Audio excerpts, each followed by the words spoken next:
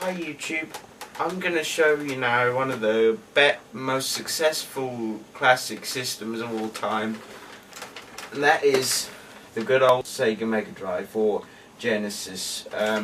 Yeah, because I live in the UK, I have a Power Megadrive, but it's basically the same system.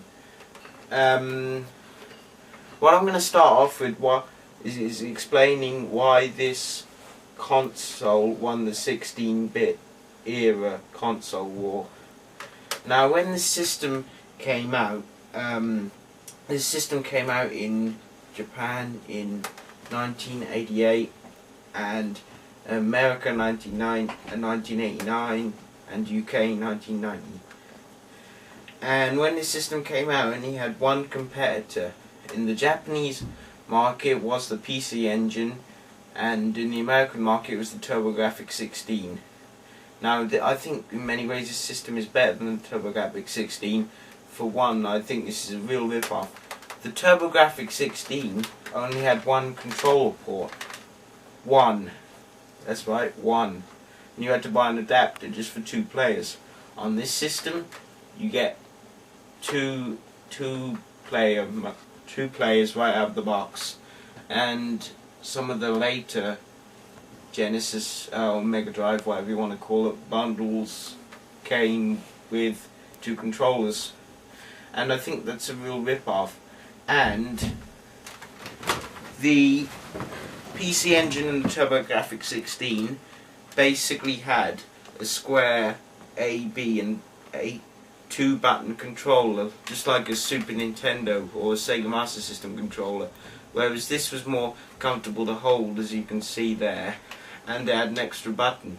So I would buy this. Now, when this system came to the UK market, it took off pretty quickly. It took the market by storm. That's because the PC Engine and the TurboGrafx-16 was never released in the UK. It was only released in the USA and Japan.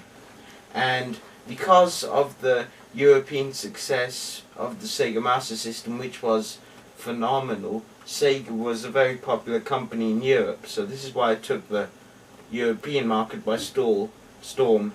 Took a few years to take off on the Japanese markets, but overall this proved more successful. Remember, at this time, the Super Nintendo didn't come out for another couple of more years, so we had a little while to stick with this one before you got the slightly better system.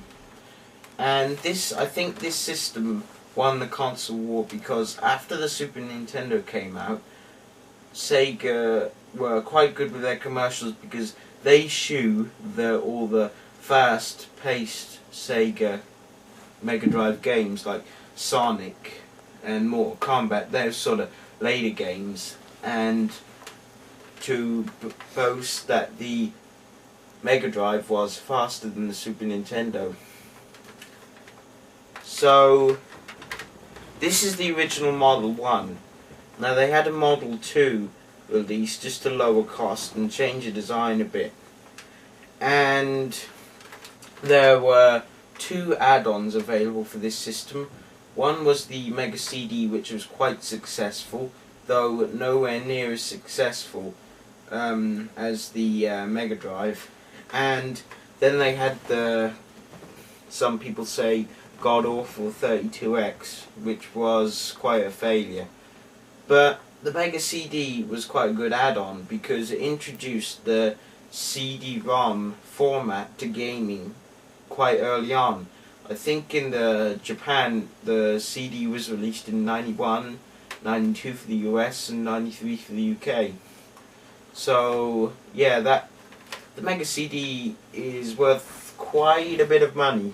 It's not too expensive, and the 32X is, I suppose, compared to this, kind of rare.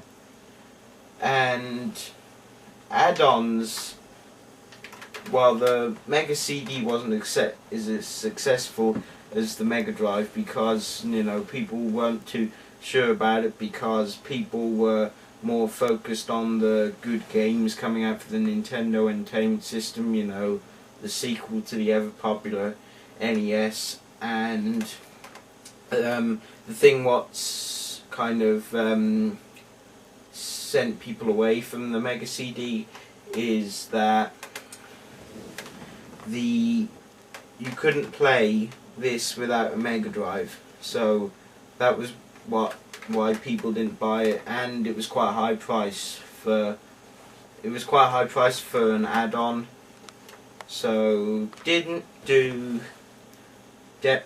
didn't do as well as the Mega Drive. And one of the key things what gets misunderstood there is you've got an early style AV jack there. Now you get the RF cables as standard, but this does support AV cables.